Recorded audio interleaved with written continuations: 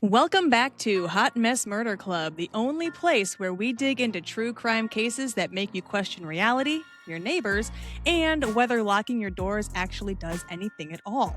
I am Kat, and as usual, I am here with Holly, who is the only person I trust to investigate a haunted farm where the killer might have stuck around for a post-murder sleepover and bring a Ouija board and, of course, the snacks. Holly, how are you? I'm fantastic. Oh, I'm on one tonight. Let's do it. I can fucking tell. All right, so this script is being read by myself and by Holly, who is in a fucking mood. So if you catch a little glimpse of that attitude deep in your soul, because she's laying it on fucking thick. So picture this. We are in the middle of nowhere in southeastern Germany, Bavaria, March 1922. We are at Hinterkaifeck, a farmstead so isolated it basically looks like the before picture in a horror movie. Just as a reference, it's about 43 miles north of Munich. And inside this aesthetically unappealing homestead lived the Gruber-Gabriel family. Holly, we are going to do this a little different today, kind of like a palate cleanser, if you will. So this episode, I'm switching into storytime mode because this kind of sounds like something that somebody made up on their fucking lunch break. So does that sound all right to you? Sure. Put me to sleep. Oh, I want to sometimes. Okay, so once upon a time, specifically the kind of once upon a time that ends with everyone in a headless grave, tucked behind the dark, brooding tree line of the Kaifeck woods in Bavaria, sat a farm. They called it Hinterkaifeck, literally behind Kaifeck. It wasn't a town, it wasn't a village, it was a single, isolated homestead built around 1863, and by the roaring 1920s, it had become the most intensely hated piece of real estate in southern Germany. So to understand the horror of what happened in that barn on March 31st, 1922, you have to understand the absolute circus of dysfunction that lived inside of it. The victims weren't just random farmers, they were a family completely isolated from society, and that was entirely by their own design. So let's meet this cast of our Bavarian spooky novel. The patriarch of trash. At the head of the table sat Andreas Gruber, age 63. If toxic masculinity, clinical paranoia, and severe anger issues had a baby, it would be Andreas. He was a wealthy man, but you would never know it by looking at him. He wore threadbare, filthy clothes and was famously pathologically stingy. Instead of using banks, Andreas hoarded his wealth, gold coins, paper marks, and bonds, hiding them in the animal feed boxes and under floorboards across the farm. Born on November 9th, 1858, Andreas was absolutely the patriarch of Hinterkaifeck, though dictator is about more accurate job title. Let's look at his resume. Yes, I will be messing up every single German word that has been thrown at me during this. I don't do German. I am not German. I'm just a little white girl. I'm going to talk like a little white girl. I told you how to pronounce it. It's pronounced exactly how it's spelled. I don't like it. Okay. You don't have to like it. Go right ahead. Hinterkaifeck it is. He started as an unmarried laborer, essentially a 19th century drifter with bad attitude, until he hit the Bavarian jackpot in 1886. He managed to marry Kazelia Sanhuter, whatever, a widow who had just inherited the entire farm from her late first husband. Andreas didn't just marry a woman, he married a real estate empire, and he immediately started running it like a penal colony. How often does that happen? Actually, I've known people who have done this. Like, they marry a man, especially. They marry like a rich girl or a girl who's got like a huge inheritance or like some land they inherit, and they come in and start acting like it's their money. They can do what they want with it. They run the place, when it's like, you've done nothing but marry this woman. It is not really yours, sir. Yeah, it happens more often than not, and it's usually women just let it happen because the men kind of they say it's a man's world. You know what? No. Women are stronger than men. in more senses than just the physical aspect. It's gotten competitive. Maybe in the late 1800s, early 1900s, sure, I could see her just giving it away because she doesn't know any better. Women don't work, blah, blah, blah. Or for the most part, anyway. I don't know. Dudes suck. Yes. Dudes suck. And if you give them the opportunity, they will take all your shit over and pretend like they fucking run it, and you're just kind of there on the side. You're welcome, men, for all of our shit. And all the women are just side pieces. I wasn't gonna say that, but I guess in terms You of just all the said you stuff. said they're just there on the side. Well, yeah, not like as a side piece. Well, I guess they kind of could be because they're really interested in what they got going on with all of the what do you call it, like materialistic stuff. That I guess she is a side piece to everything they've inherited. Sure, if you want to put it that way. It's dirty. Why do you have to make it wrong? You said This is. It's fine. oh, it's gonna It's be a okay. night. It's gonna be a fucking night. Holly's on one. Nope. We're good. Everything's fucking grand. I'm excited for this. Let's go, Germany. I'm German. Okay. Then you say all these fucked up stupid words properly. Because I can't. I failed German. I don't even think I took German, actually. Because I saw these stupid words. And they're like, Gutenhagen, or whatever it is, whenever you watch those, I don't know, the German movies. I bet you fucking eat Haagen-Dazs ice cream, don't you? I don't eat Haagen-Dazs. I like Blue Bunny. Of course you fucking do. I do. Das ist German. Das ist Deutsch. Okay, so the couple... Is Dutch and German the same thing? That's not the same thing. Who the fuck are the Dutch? Who the fuck are you? I'm Kat. I'm German. Then why are you speaking Dutch? I'm not speaking Dutch. Is Dutch and German the same? I don't know. Nobody really knows who the Dutch are. They can go back to Dutchland. Shut up. Deutschland. Whatever. Okay. All right. Well, the couple had several children, but only Victoria survived to adulthood. Now, infant mortality was tragically common back then, but the village of Kaifeck didn't blame the flu. The local rumor mill strongly suggested that the other children died because of Andreas's violent hands. When an entire town looks at a grieving father and collectively decides, yeah, he definitely murdered them, you know you're dealing with a profoundly evil specimen. In fact, Andreas was universally despised.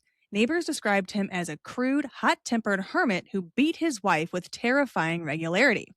He was a man who hated the world and wanted the world to know it. So, despite the farm pulling in a massive income, Andreas was still hiding gold and money and everything around the house like a paranoid little leprechaun. And he actually made it so the family lived in total isolation because Andreas made sure they were completely cut off from anyone who could help them. But his absolute worst era, and the reason his name is cemented in the True Crime Hall of Infamy, is his relationship with his own daughter, Victoria. Andreas wasn't just controlling, he was a literal monster. He refused to let Victoria leave the farm or move on with her life. In 1915, this nightmare went public. The Newburgh District Court actually convicted Andreas and Victoria of carrying on an incestuous relationship between 1907 and 1910. The Bavarian justice system handed Andreas a whole year in prison, while Victoria served only 1 month. First of all, gross. Ick. Big ick. Second of all, what the fuck? Like, why? Why? She served a month. They have an incestuous relationship, but he wouldn't let her leave. But does she really want to if she's carrying on this relationship with him? I think so. She's fucking gross too. Oh. She's gross too. She should have gotten more than a month. Well, I do agree with that. 100% I agree. She should have gotten the same amount of time. Like, did prison rehabilitate him? I guess we'll find out. Well, it didn't. He marched right back to Hinterkaifeck and picked up where he left off. By 1919, the authorities were knocking on his door again because Victoria had given birth to little Joseph, or Husef, or whatever. Joseph. German. Little German baby. While the official father on paper was the neighbor, Lorenz Schlittenbauer, German, Nobody bought it. The village and the police were thoroughly convinced that Andreas had fathered his own grandson. He was investigated, but due to lack of hard evidence in a pre-DNA world, he was released and sent back to the farm, tightening his grip on Victoria, making sure no other man could get near her. Gross. And yet, for all of his violent bravado, the final days of Andreas Gruber's life proved that bullies are always cowards when the tables turn. In late March 1922, the tyrant of Hinterkaifeck realized he wasn't the scariest thing in the dark anymore. The man who never spoke to his neighbors suddenly started seeking them out. Visibly rattled, he told them about the footprints that he found in the snow, the ones that marched directly out of the forest and right up to his house, with no tracks leading away. He confessed to hearing heavy, muffled footsteps in his attic. Ooh, spooky. Spooky. Yeah, so picture this. The violent, iron-fisted patriarch, the man who terrorized his family for decades, pacing his own house at night, sweating. He actually grabbed his shotgun and lantern, conducting a terrified, desperate search of the property. He checked the barns, he checked the attic, and he found nothing. Andreas Gruber spent his entire life building an isolated fortress to trap his victims. In the end, all he really did was build the perfect, soundproof cage for his own slaughter. And if Andreas Gruber was the mayor of Red Flag City, his wife Kazilia was born in 1849 and was 72 years old. She was the story's most exhausted, oppressed, and ultimately tragic hostage. Before Andreas ever set foot on the property, Kazilia was married to a man named Yosef Assam.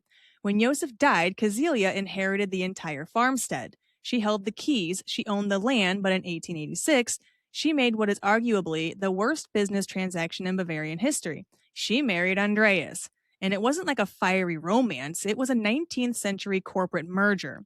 Andreas was essentially a rural hobosexual who married her for the deed to the farm.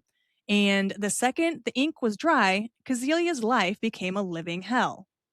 So I'm hearing this, and then the daughter that was banging out the dad and had the baby, the grandson slash son to the dad and the grandpa, this whole clusterfuck. They named the baby after her mom's first husband who died. That's weird. Like, way to really make it weird. I mean, Well, because whenever they have that second child, it's named after her. Like, that's weird. is it weird? Or is Yosef? Hold on. Maybe I'm lost here. Yeah, I guess she did. Yeah, I don't that's know. weird. It is kind of weird. All right. Maybe Now there was that a we're whole on bunch of the- Yosefesses and it wasn't that weird Yeah, in well, reality. I don't know. I'm not German. But to cope with the house suffocated by grief and a tyrannical husband, Kazilia simply stopped being a person and became a human tractor. I guess even back then they were identifying as something else, even if it was heavy machinery. Even in her 70s, neighbors described her as an absolute workhorse. From dawn until dusk, she was performing back-breaking manual labor. She did not rest. She didn't socialize. Her only sanctioned escape from the farm was walking to the nearby village of Weidhofen to attend the Catholic Church. She was devoutly religious, but church wasn't just about God. It was literally the only time she got to leave the property. Sadly, even at church, she was an outcast. She shared Andreas's cold, uninviting demeanor, though hers was likely forged by trauma rather than malice. When her husband and daughter were literally sent to prison for incest, the shame essentially broke her social spirit. Instead of leaving, she retreated further into isolation of the farm to avoid glaring eyes and the whispering mouths of the villagers. That's so sad. I mean, it is. Like, I would have been like, yeah, they're fucking gross. I would join in on the banter with the villagers, unless she approved of it, which obviously she didn't seem to mind, that she kept letting them do it. Well, I don't know. I mean, if he's sitting there beating the shit out of her all the time, I mean, what do you really get? What are you going to do? And who knows if Victoria was letting him do it? Maybe it was rape. I mean, he sounds like a really terrible fucking person. He could be beating his wife and raping his daughter. I don't know that it was a consensual sexual relationship. It doesn't say.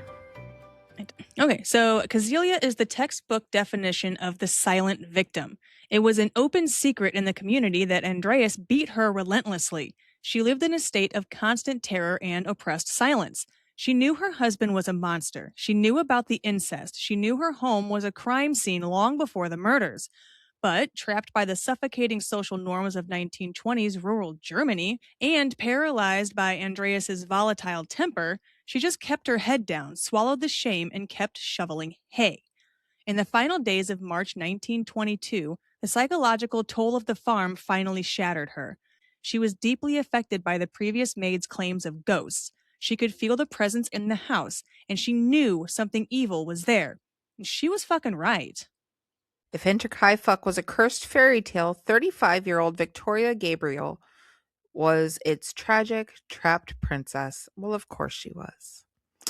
If the princess was a convicted felon who worked a plow and lived in a Bavarian nightmare, born in 1885, she was their sole heir to the farm. Technically, she owned the future of the estate. In reality, she was a high security prisoner in a house ruled by a paranoid tyrant. Her life was an absolute masterclass in bad luck, social scandal, and suffocating isolation. So, Victoria actually tried to make a run for it at one point. In 1914, she executed the classic rural getaway plan. She married a guy from a nearby village, Carl Gabriel. He was supposed to be her ticket out of Andreas's controlling grip, but the universe has a violently sick sense of humor. Just months after their wedding, World War I broke out. Carl was drafted, sent to the trenches in France, and by December 1914, he was reported killed in action. However, she was fortunate enough to have a little girl with Carl before his supposed demise. And that little girl's name was Kazelia Gabriel. She was 7 years old at the time of this horror show. Like I said, there's the daughter that she names the daughter after her mom. She names her son after her mom's first husband. It's weird. So Victoria was now a widow before she was 30, dragged right back to the farm. But because this case was a poster board for what the fuck, Carl's body was never actually recovered. We can't talk about Victoria without talking about the scandal that made her socially radioactive. In 1915, the open secret of the Gruber house became a court record. So by the time her son Joseph, what is that, like Joseph? That's Spanish, so that's not right. Whatever the German word for Joseph is, was born in 1920. The village gossip mill was operating at terminal velocity. Was the baby's father the neighbor, Lorenz Schlittenbauer? Lorenz certainly claimed he was at first, but we'll talk about that in a bit. Yeah, and despite being the center of a monumental scandal, Victoria had one single socially acceptable outlet. She was a dedicated member of the church choir in Weidhofen. She had a beautiful singing voice. A Sunday Mass was practically the only time anyone ever saw her smile. But the second she stepped off the church steps, the choir dress came off and the farm grit went on. Victoria was a workhorse, just like her mother. She managed the heavy lifting, working the fields in all weather.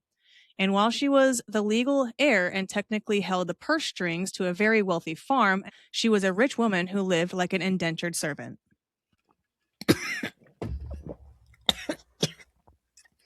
The Dr. Pepper's trying to kill me. Polly is finally going to hell. By late March 1922, Victoria was at her absolute limit. The farm wasn't just miserable anymore, it was terrifying. Shortly before the murder, she confessed to a friend that she was plotting an escape. She wanted to leave Hinterkaifeck forever. She was ready to take her kids and run from the haunted farm and her monstrous father. Tragically, her attic roommate had other plans. Victoria spent her entire life looking for an exit strategy, but on March 31st, she finally found one.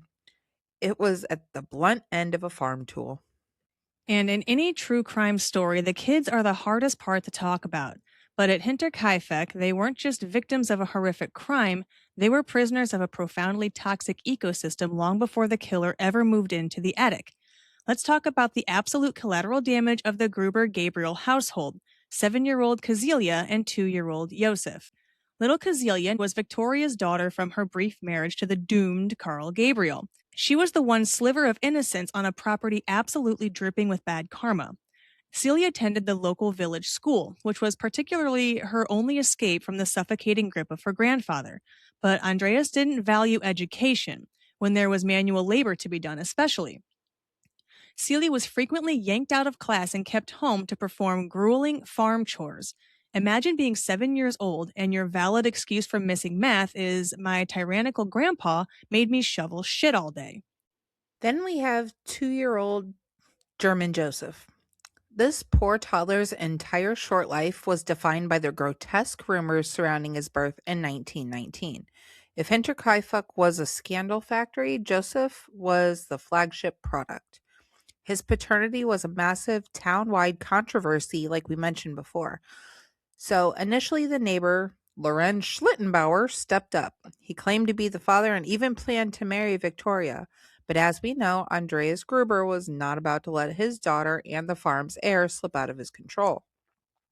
When Andreas blocked the marriage, Lorenz essentially said, "You know what? Never mind." He told everyone that German Joseph wasn't his son, but the product of the ongoing incestuous relationship between Victoria and Andreas. Josef was a toddler caught in the middle of a vicious tug of war between an opportunistic neighbor and a violently possessive patriarch. He spent the 2 years of his life in a bassinet in Victoria's room, heavily shielded by a mother who knew exactly how the outside world viewed him. The tragedy of Celia and Josef is that they never stood a chance. They were born into a cage, raised in a pressure cooker, and ultimately paid the price for the sins of the adults who were supposed to protect them. In the chaotic, terrifying ecosystem of Hinterkaifeck, the story of the two maids is the ultimate lesson in trusting your gut. We're talking about two women who bookended this tragedy.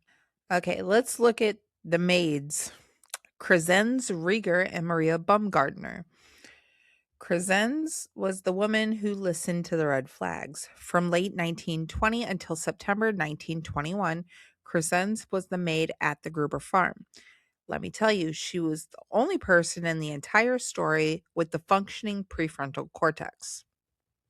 She didn't just casually resign, she actually fled from the farm. 6 full months before the massacre, Crescenz abruptly quit and told the family and later the police that she was out because the farm was straight up haunted. She reported hearing heavy footsteps pacing in the attic above her room. She heard bizarre scratching sounds that she couldn't explain. Combine the ghosts with the fact that Andreas Gruber was a volatile, terrifying boss who screamed at everyone, and Crescenz reached her limit. She packed her bags, looked at the cursed hexagon of a house, and said, "I do not get paid enough for this bullshit." Her stories of the haunted farm became local legend, which meant the Grubers couldn't hire a replacement for over half a year. Nobody wanted to work for the incestuous, violent miser with a ghost in his ceiling. And tragically, her warnings fuel the terrifying theory that the killer had been living in that attic for months before he finally swung that mattock. Then we have Maria Baumgartner, the ultimate wrong place, wrong time. Because the Grubers were desperate and the farm work was piling up, they finally found somebody willing to take the job. Enter Maria. She was 44 years old, struggling to find work, and likely just desperate for a paycheck and a place to sleep. On Friday, March 31st, 1922, Maria's sister, another German word that I don't think I'm going to say right, but I think it's Franziska, walked up her muddy path into Hinterkaifeck. They arrived at roughly 3:30 p.m. Franny stayed for a little bit, helped Maria unpack her things and settle into her new room. Maria had barely been on the clock for just a few hours, probably hadn't even learned where they kept the good spoons yet. The cruel, sickening irony of Maria's timeline is kind of hard to stomach. She arrived on the exact day the killer decided to strike. It leads to the most unhinged theory of the entire case. The attic roommate had been waiting. He waited for the staff to be complete before he clocked them all out permanently. Can you imagine getting hired, starting your job, and then you get fucking murdered with everybody? I mean, That's something you don't get paid enough for. I'd rather live with a ghost. well, there was, when I lived in New Hampshire and I worked at the hotel out there, there was a girl, it was literally her first day. There was the murder in our hotel. I remember you saying that. Yeah, it was her first day of work. I don't think she ever went back. See, I would. You'd go back? I'd be like, this is fun. What's going to happen today? I didn't get killed. I mean, that's you don't see that every day. I mean, it was kind of hard to stomach. Like, yeah, you went back. Yeah, I went back and I actually saw like the aftermath the next day. Like, so they only had the people either stay or management come back in, and of course, people needed stuff on the 3rd floor in the closet right next to the elevator bank where she was found, like after she had escaped. And there was so much blood. It was like literally soaking up through the carpet. Who cleaned it up? I think the hazmat team had to come in because they had to redo the whole upholstery and they had to redo the upholstery. They had to pull all the blood. There was blood on the ceilings, the walls, and it was covered inside of both. She managed to get blood everywhere in both elevators because she got in one elevator, went to the wrong floor, got back into the next elevator, and kept going. It's a little dramatic. It's a whole other story. But the point of the story was homegirl's first day, that's what she had to witness. Her first shift. Well, at least she wasn't the one who died. Yeah, I mean, is anybody really getting paid enough to die? What good is that going to do? Give me all the money. If somebody offered me $1 million to kill me, cool. Like, kill me for $1 million, but I can't use the $1 million. I can leave it to my kids, I guess. No, but if they give it to you and you have it in your possession and then they kill you, and if they take it back, burglary. Another charge. Because that's going to make the difference. I'm just saying. Fucking Indian givers. Right. So rude. Okay, so right now we're going to talk about the final countdown. So let's set the ticking clock, because the days and hours leading up to March 31st play out like a psychological thriller, where the audience is screaming at the screen and the main characters just keep asking, "Did you hear something?" So the mounting dread at Hinterkaifeck wasn't a sudden explosion. It was a slow, agonizing bleed. Research strongly suggests that the killer didn't just show up on Friday night, but he had already moved in. He was the ultimate, uninvited attic roommate, watching the family's daily routines from the floorboards, learning their schedules, and waiting for the perfect moment to strike. So in the days leading up to the massacre, Andreas was handed a customized gold-plated invitation to pack up his family and run. And naturally, he RSVP'd, nah. So let's go over the warning signs that he decided that, were forgettable. Holly, tell us a little about those incredibly ominous signs, please. Okay, the one-way trip. A fresh, heavy snow fell over Bavaria. Andreas walked outside, found a single set of footprints leading from the dark edge of the Kaifeck forest straight to the farm's machine room. He followed them, expecting to find a trespasser, and what he found was much worse. The tracks had stopped. There were no footprints leading back out into the woods. Someone had entered the property, but they never left. The security breaches. Andreas found the lock to the barn tampered with and broken. Scratches marred the tool shed, and then a set of house keys vanished into thin air. The creepy delivery. He found a copy of whatever the German newspaper was. It's a Munich newspaper, sitting on the property. No one in the family bought it. No one in the village subscribed to it. It was the 1922 equivalent of getting a text from an unknown number that says, "I'm inside the house." Then you have the ceiling scratches. Despite mocking the previous maid for quitting over ghosts, the family could no longer ignore the heavy footsteps and the scratching noises coming from the ceiling. Andreas actually told his neighbors about all of this. He complained about the footprints, he complained about the newspaper, but because he was a violently stubborn hermit who hated authority and never called the police, he just went to sleep in a house he knew contained a stalker or a pissed off ghost. What would you do if you noticed all that stuff going on around your house? I'd leave. I would just be like, I'm out. Yeah. I'm out. I mean, honestly, I'd probably call the police first. But if they couldn't find anything and it still felt off, yeah, I'm out. I'm not staying. Yeah, especially because if this attic roommate is watching him from the attic or even like under the house through the floorboards, like that's creepy. If the cops don't find him and they're like, no, well, nobody's here. I don't know what's going on or how this Munich newspaper got on your kitchen table. Good luck to you. I don't think I could stay there. Have you ever seen the movie Within? No. If you ever have a chance, try and look it up.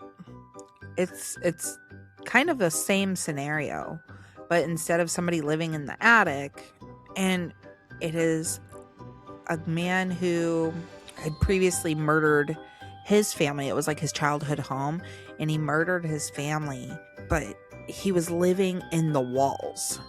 And it's based out of a true story. And he was living in the walls, and like he would come out at night while people were sleeping. He would like drool over their faces into their mouths while they were sleeping. He would be in the kitchen getting stuff to eat and drink or whatever in the middle of the night. I'll look it up. Yeah, I need to do like a real story about, I'm pretty positive that there's a squirrel that lives in my walls. And he probably comes out at night and drinks and eats and then goes back into my walls and sleeps. Are you talking about your husband? Yeah, you're right. Are you sure that's not your husband? He's kind of squirrely. He's a little bit squirrely. He's all right. Shonald. Okay. Squirrely motherfucker. He is a bit of a squirrel, isn't he? Okay. So, sorry, my camera view like disappeared and then I panicked for a second because I couldn't see your beautiful face. But so when the sun came up on that final Friday, life on the farm followed its standard grueling routine. So morning to early afternoon, Andreas and Kazelia and Victoria went about their day. They fed the livestock, they tended the grounds, they shoveled shit and prepped meals. It's a chillingly surreal image, this deeply fractured family going through the mundane motions of farm life, completely oblivious to the pair of eyes tracking their every move from the dark recess of the attic. So then 3:30 p.m. to the final roster. Fran hugs her sister goodbye and walks towards the village. She has no idea she just became the luckiest woman in Bavaria, and also the very last outsider to see the Grubers alive. So then late afternoon comes around and the sun begins to dip below the tree line. The temperature plummets. Inside the house, Maria is learning her way around the kitchen. 2-year-old Josef is playing and 7-year-old Celia is likely doing chores. Up in the attic, the killer stretches his legs. The household roster is finally full and the trap is set. As evening falls, the farm goes dark. There's no electricity there, just the flickering glow of lanterns and the heavy, oppressive silence of the Hinterkaifeck woods. Then, a noise from the barn. Maybe the cows are restless. Maybe a tool clatters to the floor. Investigators believe that the killer intentionally caused a disturbance in the animals' stalls, knowing exactly how a farmer's mind works. You don't ignore your livestock. If an animal is hurt or stolen, you lose your livelihood. The killer steps out of the shadows, picks up a heavy iron mattock, and waits by the barn door for the first Gruber to walk into the dark. Dun dun dun. Now, settle in and get cozy because this is where the storybook turns into a full-blown rated R splatter film. The transition from a quiet, tense farm evening to a massacre didn't start with a kicked-in front door. It started in the house gang, the long, drafty hallway that connected the living quarters directly to the stable barn.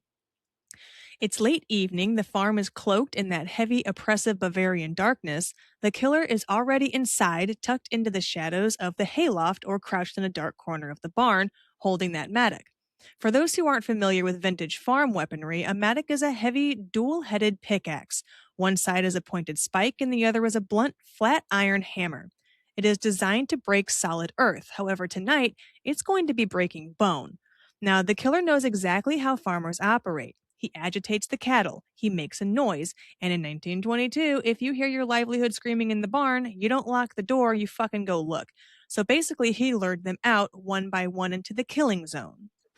First was Andreas. He likely walked into the barn with a lantern, expecting to find a sick cow or a broken stall. Instead, the killer stepped out of the shadows and swung. Wham! The blunt end of the mattock struck Andreas with such devastating force that it literally pulped his cheekbones and forehead. His face was rendered completely unrecognizable in a single second. When Andreas didn't come back, Victoria went looking for him. She stepped into the barn. Wham! Her skull was smashed by several brutal blows, but the killer made this one personal. Victoria's autopsy showed severe bruising on her neck. She had been violently strangled and throttled, indicating a terrifying hands-on struggle before the mattock finished the job. And then came the matriarch, Kazelia. She walked into the dark to find her husband and daughter. She suffered 7 massive blows to the head. The strikes were so vicious that her skull was completely shattered, exposing portions of her brain. Like Victoria, she too showed signs of being strangled. And then, the absolute peak of the nightmare. 7-year-old little Kazelia is lured out. In the pitch black of the barn, she would have had to physically step over the pulverized bodies of her mother and grandparents before the killer struck her. Once the barn was quiet, the killer wasn't finished. He picked up the dripping mattock and walked down the house gang straight into the living quarters. He opened the door to the maid's room. 44-year-old Maria was likely in her bed or just stepping out of it. Completely caught off guard, the killer swung the mattock down, splitting her skull wide open. The blow was so obscenely powerful that the iron blade went through her, leaving deep permanent gouges in the floorboards and the bed frame. Her blood pooled deep into the mattress and splattered the walls. Welcome to Hinterkaifeck, Maria. Finally, this part is so sad. I hate this. I really hate that you made me say this part. I mean, I'll do it if you don't want to. No, it's just, I have a baby. I know. The monster walked into Victoria's bedroom. 2-year-old German Joseph was fast asleep in his bassinet. The killer raised the pickaxe and brought it down on the toddler. The force was so extreme it pierced straight through the child's head, saturated the blankets in blood, and left a massive gouge in the wooden base of the crib. 6 dead, and the house goes dead silent. That's a lot. That's so sad. I mean, he could have just killed all the adults and just left the babies. Like, leave the kids alone. If they didn't do anything, like, what do you have against the kids? It's a loose end. That's what they said. It was a loose end. Okay, what's that 2-year-old gonna do? Tell on you? I don't know. Fuck you. I totally agree. I mean, I don't feel really that bad for the other people. Maybe Victoria, but I mean the other ones, whoops. But the kids, I mean, it sucks for the maid too. Like I forgot about her. It sucks for the maid and absolutely the kids. Like, they were just babies. Yeah. But this wouldn't be Hot Mess Murder Club if I didn't say, but wait, there's always fucking more. And indeed there is. So this killer is about to secure his spot in the Psychopath Hall of Fame. Most murderers run into the night. This guy, he washed his hands, walked into the kitchen, and made himself at home. For the next 3 days, this absolute ghoul lived with the dead.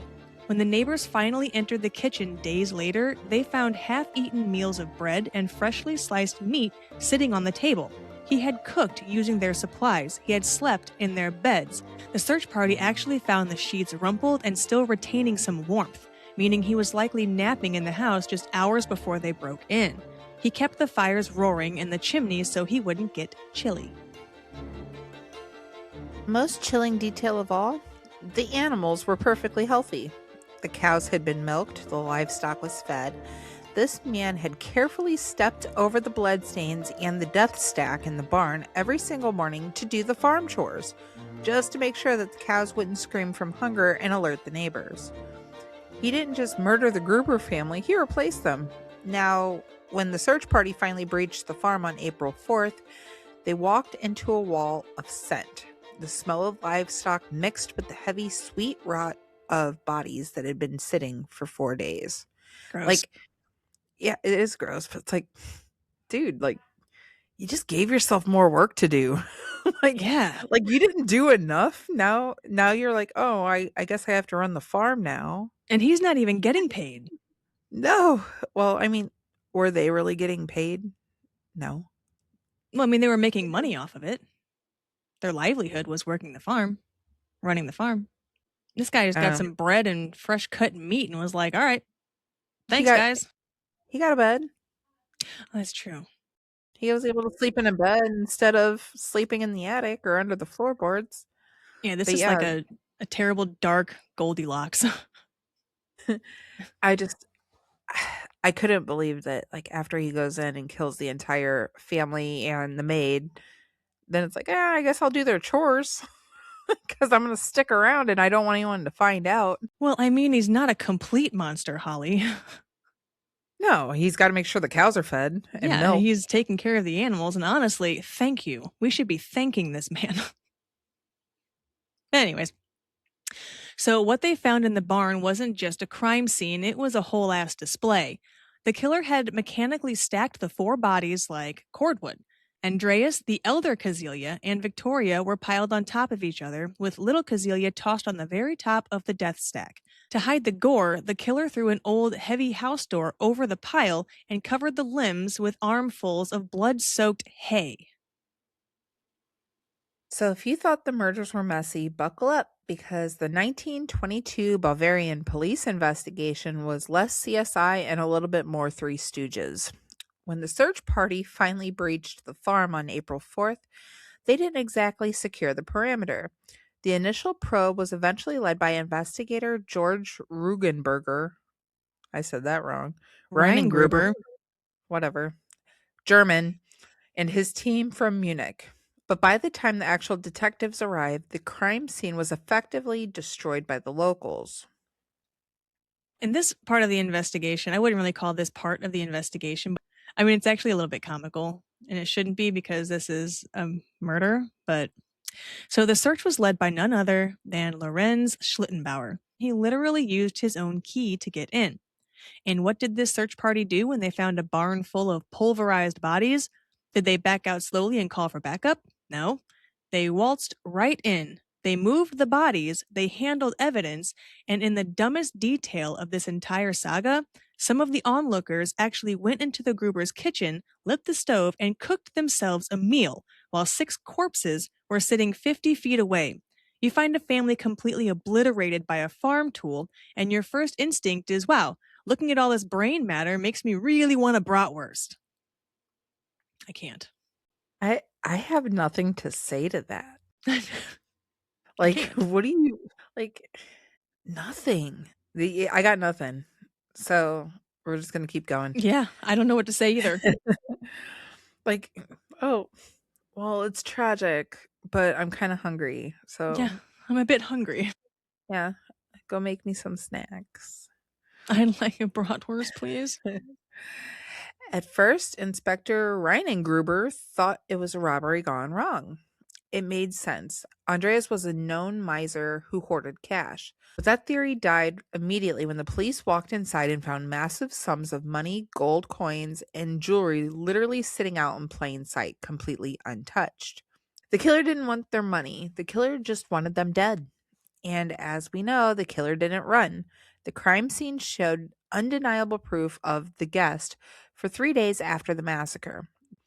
This wasn't a frantic smash and grab. It was a psychopath taking a 3-day slaycation in this weird family's farmhouse.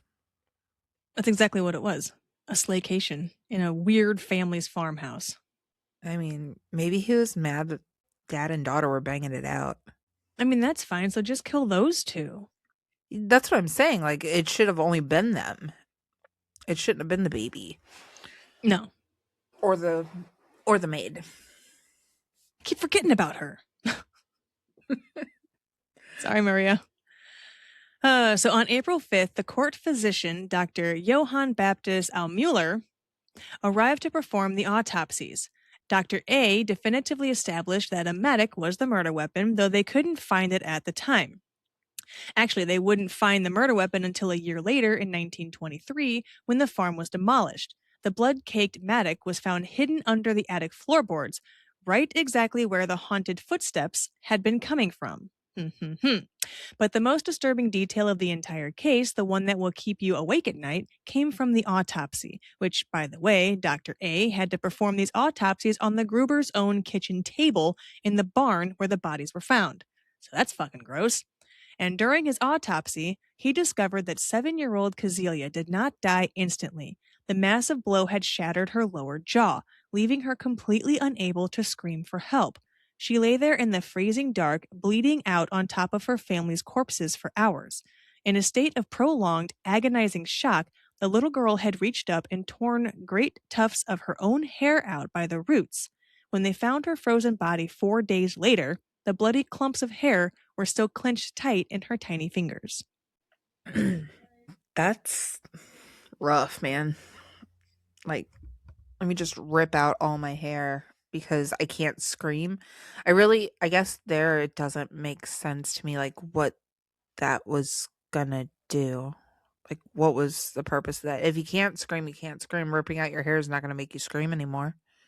Yeah, but I guess like when you're a little kid and you're scared, you might want to like try and cover your head or whatever. When you're in that much pain, you're just like squeezing maybe, and it just maybe she didn't intentionally pull it out, but she was just in shock, in pain, and didn't know what to do. All right. Well, because the police were still completely stumped, they made a forensic choice that defies all logic. They literally beheaded all 6 victims, including the 2-year-old and the 7-year-old, and sent their heads to Munich. Why?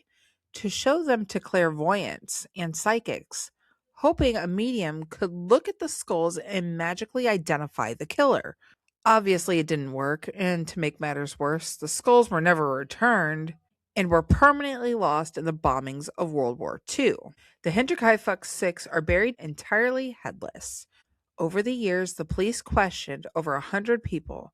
No one has ever been charged, but let's look at the heavy hitters. Yeah. Like, let's just chop off all their heads and see if a psychic can figure it out. They just chopped their fucking noggins off. Like, to see if they can tell me who did it. Like, you're sending them to psychics and, like, mediums, clairvoyants. You know, it's been a minute since I handed one out, but gold star, fellas. Gold star police work. Scooby-Doo. What Like, the fuck is this? Especially because, like, a couple, like, didn't they say that the old lady, like, the mom, the old lady who, like, inherited the farm or whatever, Mm-hmm.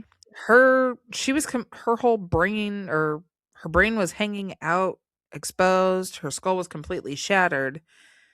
How did that stay in one piece after you detached it from the body? I don't know. They Like, didn't have Ziplocs then, so I don't know.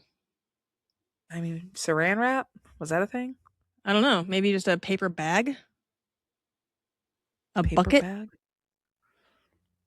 Pail? I want to look it up and see if saran wrap was a thing.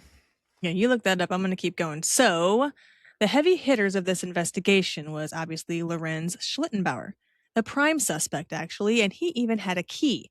He had a massive toxic history with Victoria and Andreas. When he found the bodies, witnesses noted he seemed totally unbothered by the gore, moved bodies around, and seemed to know details about the scene only the killer should know. What'd you find out? Saran wrap was first introduced in 1949. So they didn't use that. No. Hmm. They had something in the 1920s called thermoplastics that will soften and melt with heat. It began with the PVC, made with long chains of a simple molecule, C2H3CI vinyl chloride. It would have been so much cooler if they're like, yes, it was. And it's like, okay, they just saran wrapped that shit together. But no, they didn't. No. And I got nothing. That's okay. It's fine. Didn't mean to interrupt. Continue. Okay. Well, the next heavy hitter was Carl Gabriel. Yes, the dead husband. The legend says Victoria's husband didn't actually die in World War I, that he faked his death, deserted, and came home in 1922. And when he saw his wife had a new baby that was either the neighbor's or her own father's, he snapped and went full annihilator. Officials confirmed his death via war records in 1923, but the legend refuses to die. The next one are some people called the Gump brothers, Adolf and Anton. These guys were known paramilitary goons with a history of violence. Years later, their sister supposedly made a deathbed confession claiming her brothers were the Hinterkaifeck butchers, but the police couldn't find enough evidence to make it stick. They didn't even really look for any evidence. They were letting people fucking doing cookouts in the goddamn kitchen. I don't feel like they did much of anything. The most active they got with this investigation was chopping off the heads and sending it to psychics to see if they could figure it out. Yeah, and then that was the autopsy on the kitchen table. Yeah, and then accidentally finding the murder weapon after the whole farm was torn down. Yeah. Mm. And what I guess I don't understand about that is how did they find it in the attic floorboard? How would they know that's where it was if the house was demolished by the time they found it? Wouldn't it just be in the rubble? How would they know that was the attic? I don't know, maybe when they demolished the house, the floor was still somewhat together and just like the top part of the house was gone. I don't know. It's a good question. But so the third heavy hitter in this one is, drum roll please, that's a drum roll, Andreas Gruber himself. Now, was it murder-suicide? Was Andreas a family annihilator who finally lost his mind, killed everyone, and then himself? Dr. A shut this down immediately. He pointed out the obvious. It is physically impossible to repeatedly smash your own face into a pulp using a 5-foot heavy iron pickaxe. So no, not him. Well, even before you would say that part, how were they found? He was on the bottom, then it was the woman, then it was the daughter, and then it was the 7-year-old. How are you going to kill everybody else, then manage to smash your own face in, then put your dead body at the bottom and still stack everyone up on top of you? You know what, though? I think I'm saying this wrong. So the whole people in the kitchen doing a cookout was before the police actually got there. This was a little search party that the neighbor Lorenz had thrown together. They were there before the police, right? So they had the cookout in the kitchen, which is weird. So when the police found them, they were stacked up. They probably thought it was likely possible that that little fucking search party stacked them all up in one place. Maybe. I don't know. Okay. Well, in the end, the killer of Hinterkaifeck simply washed his hands, walked out of the Kaifeck woods, and vanished into history, leaving behind the most terrifying, baffling, and completely botched cold case in true crime history. You would think that with modern science, DNA, and forensic profiling, we could finally put a name to the monster of Hinterkaifeck, right? Well, grab your stress balls because the modern investigation of this case is the ultimate true crime cockblock. Great. So fast forward to the year 2007. The Fürstenfeldbruck Police Academy decides to make Hinterkaifeck the ultimate cold case project. A team of 15 police trainees dust off the original 1922 files and they apply modern investigative techniques, psychological profiling, and forensic logic to all of this madness. And guess what? They fucking solved it. Like, bam, it's a win. The team of 15 investigators independently reached a completely unanimous conclusion. They know exactly who swung that mattock. They have a single, definitive, prime suspect. And Holly, do you want to know who it is? Yes. You do? Yes. Well, too fucking bad, because they're not fucking telling anybody. Not a thing. They said, fuck all of you. We're the only 15 motherfuckers in the whole country who know who did this. So in a move that makes a shit ton of people want to scream into a pillow, the Academy released a statement saying they are not publicly releasing the killer's name out of respect for the suspect's living descendants. Like, I'm fucking sorry, what? I guarantee it's gotta be a politician's kid, or cousin, or something. Your great-grandpa pulverized a 2-year-old in his crib, but we have to keep his secret so you don't get awkward looks at a Bavarian grocery store. It's absolute garbage. It's fucking stupid, and for the record, the entire true crime community speculates the unnamed suspect is Lorenz Schlittenbauer, the neighbor with the key who played crime scene director, but it's never officially been confirmed. So why can't they just officially charge a dead man and close the books? Because the Academy also concluded that legally speaking, the case is completely unsolvable. And they laid the blame squarely on the absolute clown show of the original 1922 investigation. And I mean, that's basically it. They figured out who it was, all those people were dead, including the innocent children, and they're not gonna fucking tell anybody because I speculate it's a politician's ancestor of some kind. And the original investigation was an absolute fucking clown show. And buffet, apparently. That's it. That's the completely infuriating, ridiculously wild, and fucked up case. We did it. Okay. And it is time for my opinion-based bullshit segment of our little show. Holly, are you ready for the top reasons why I think this shit show is a hot and spicy mess? Cool. So now it's time for why this case is a hot mess. All right, you're really pissed tonight. I don't care. I'm doing it. We got so much rage in you, Holly. You need to loosen up a little bit. I don't have rage. I can see your face. You know we can see you, right? I'm calm. That's even more terrifying. Okay, so reason number 1. The Airbnb crime scene. You cannot extract evidence from a scene that was treated like a public park. The neighbors and onlookers didn't just handle the bodies and move them. They literally used the victim's kitchen to cook a meal before the police even secured the perimeter. They ate the victim's food, cooked on their stove, and probably wiped their greasy hands on all of the fucking evidence. Reason number 2. The DNA dead end. In 2007 and again in 2016, modern researchers tried to extract DNA from the few items recovered from the scene. But after a century of being mishandled, the samples were entirely too degraded to provide a conclusive match to any living descendant. Sure. Okay. Reason number 3. The missing skulls. Oh, and you know the minor detail that the police lost all 6 of the victims' fucking heads? Yeah, the skulls that were sent to Munich for a clairvoyance to look at vanished in the chaos of World War II. The most critical pieces of physical evidence containing the exact strike patterns of the murder weapon were probably blown up in a fucking bunker somewhere. And Holly, what the fuck you think of that? The smoke from the chimney was seen all weekend. They ate the family's food in the kitchen into what might be the most aggressively unhinged display of compartmentalization in true crime history is that they fed and milked the cattle. Who bludgeons 6 people to death and then thinks, well, the cows shouldn't suffer, let me just do the morning chores?